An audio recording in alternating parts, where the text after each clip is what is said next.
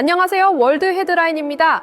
대한민국 헌정사에 유례없는 긴박한 상황이 이어지는 가운데 오늘 전해드릴 소식은 전 세계의 시선이 집중된 윤석열 전 대통령의 1심 선고 결과입니다. 오늘 오후 서울중앙지방법원은 내란 우두머리 혐의로 기소된 윤 전 대통령에게 무기징역을 선고했습니다.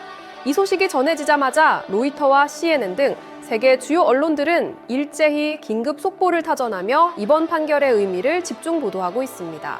과연 세계는 이번 판결을 어떤 시각으로 바라보고 있을까요?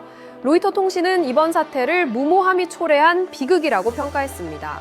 권력 쟁취를 위해 승부수를 던졌던 전직 검사 출신의 대통령이 비상계엄이라는 극단적인 선택으로 정적을 제거하려다 결국 자기 자신의 무모함에 희생자가 되었다는 분석을 내놓았습니다. 여러분은 한 나라의 통치권자가 법적 절차를 무시하고 군대를 동원하려 했던 행위를 어떻게 보십니까?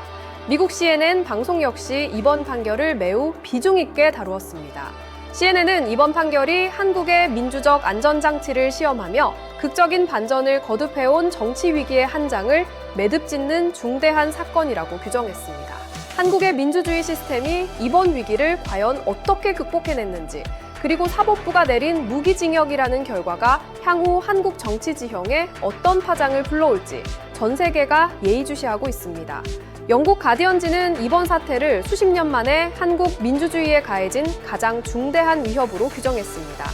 평화적인 시위와 법적 절차를 통해 민주주의를 곰고이 해왔던 한국에서 어떻게 이런 일이 벌어질 수 있었을까요? 뉴욕타임스와 BBC는 홈페이지 메인 화면에 라이브 창을 운영하며 선고 전후 과정을 실시간으로 중계했습니다.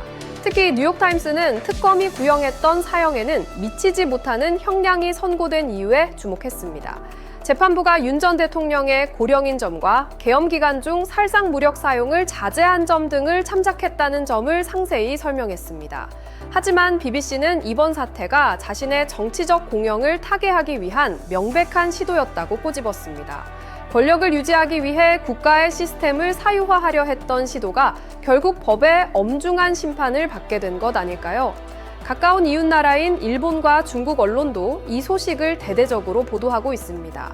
아사히 신문은 실시간 업데이트 창을 운영하며 한국의 상황을 시시각각 전했고, 요미우리 신문은 한국이 사실상 사형 폐지 국가라는 배경을 설명하며 무기징역 선고의 배경을 분석했습니다.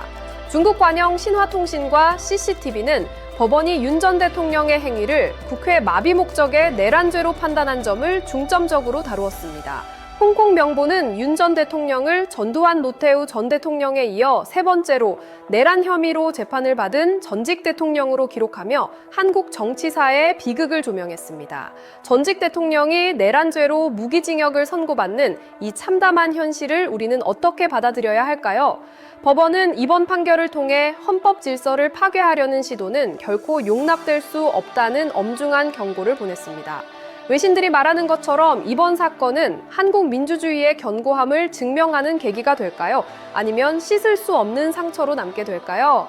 전 세계가 지켜보는 가운데 내려진 이번 무기징역 선고에 대해 여러분은 어떻게 생각하시나요?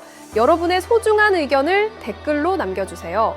지금까지 월드 헤드라인이었습니다.